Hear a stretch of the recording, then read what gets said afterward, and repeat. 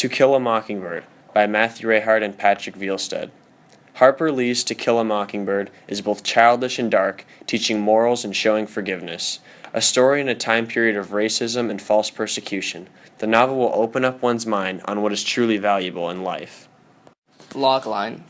The novel tells the story of the lives of Scott and her brother, Jem, who were children growing up in Macomb, Alabama during the 1930s. Along with their summer friend Dill, the children became entranced with the idea of getting a glimpse of their reclusive and unseen neighbor, Boo Radley. Meanwhile, their attorney father, Actuous Vince, has decided to defend Tom Robinson, a black man falsely accused of raping a local white woman, Mayo Ewell. The children get caught up in a trial in which Tom is convicted of eventually killed trying to escape from prison. Jem and Scott became the targets of Bob Ewell, the father of Mayo, who tries to kill them on Halloween night on their way home from school. Boo Radley, who the children have never seen, shows up to save them, killing Bob in the process. Tone, humorous. Quote, "We went to the wire fence to see if there was a puppy. Miss Rachel's rat terrier was expecting. Instead, we found someone sitting, looking at us. Sitting down, he wasn't much brighter than the collards." End quote. Page 13. Most of the descriptions of Dill are humorous. He is larger than life, even though he is described as small. When we first meet him here, the children think he is a puppy. Quote, "I am from the North Alabama, from Winston County," the class murmured apprehensively. Should she prove to harbor her share of the peculiarities indigenous to that region? End quote. Page 23. The students of the class are suspicious of the teacher, and the day unfolds. So does hilarious amounts of chaos. Tone 2, innocent. Quote, "Your father's right," she said. "Mockingbirds don't do one thing but make music for us to enjoy. They don't eat up people's gardens, don't nest in corn cribs. They don't do one thing but sing their hearts out for us. That's why it's a sin to kill mockingbirds." End quote, page 98. Calpurnia explains the innocence of mockingbirds, which is the main theme throughout the story. Tone 3, childlike. Quote, "When a child asks you something, answer him, for goodness sake, but don't make a production of it. Children are children, but they can spot an evasion quicker than adults, and evasion simply muddles them." End quote, page 96. The quote explains children's ability to tell the truth from lies, and that it does no good to hide the truth from children, but instead to answer confidently without hesitation. Tone 4, isolation. Quote, "Placed a young town too far away from the only kind of public transportation in those days, riverboat, and it took a man from the north end of the county 2 days to travel to Macomb for store-bought goods. As a result, the town remained the same size for hundreds of years, and the island in patchwork sea of cotton fields and timberland." End quote, page 141. The quote describes the separation between Macomb and the north end of the county as extremely far as impacting on the town's size.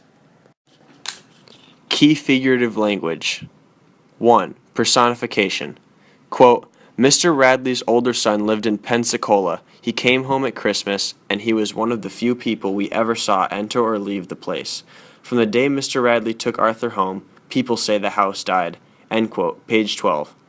The use of the phrase "the house died" is a way to show the house as being lifeless and empty. This can be tied to the theme because as Boo Radley isolates himself from others, we can assume he is not happy with his life and people are not happy with him. Quote, "The house was the same, droopy and sick, but as we stared down the street, we thought we saw an inside shutter move, flick, a tiny almost invisible movement, and the house was still." End quote, page 55. Similarly, Lee uses droopy and sick to describe the house that Boo Radley lived in. The reader can assume the house was dark and tattered, with overgrown bushes and such.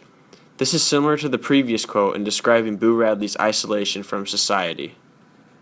2. Metaphor. Quote, "Then I heard Atticus cough. I held my breath sometimes when we made a midnight pilgrimage to the bathroom. We could find him reading." End quote, page 57. The voyage to the bathroom is described as a pilgrimage, which is a religious journey. Obviously, the journey to the bathroom is in no way religious, but is used to compare the importance of the children's trip. Quote, "I knew when there was trouble in the street. Soft taffeta-like sound of muffled scourging filled me with helpless dread." End. Page 69. Filled is a term used to describe physical objects, but in this case, it is used with emotions, creating a visual for how the dread overtook the speaker. 3. Simile. Quote, "The Radley place fascinated Dill. In spite of our warnings, it drew him as the moon draws water." End quote. Page 8. The moon draws in water, which creates waves via gravitational attraction, and Lee compares this directly to Dill's fascination with the house, to show the severity of his urges. Quote, "Ladies bathed before noon, after their 3 o'clock naps, and by nightfall were like soft tea cakes with frostings of sweat and sweet talcum." End quote. Page 6. Lee compares the ladies' nighttime physical appearance to pastries with frosting, using the words like. Theme. The ability to forgive one and accept the difference between one another will lead to a happier life and relationship with society. Evaluation. Harper Lee's To Kill a Mockingbird is an excellent story containing many valuable messages and themes. It is very moving and can change one's perspective on forgiveness and racism. Overall, a great story and a recommended American classic to read, even for Norwegians.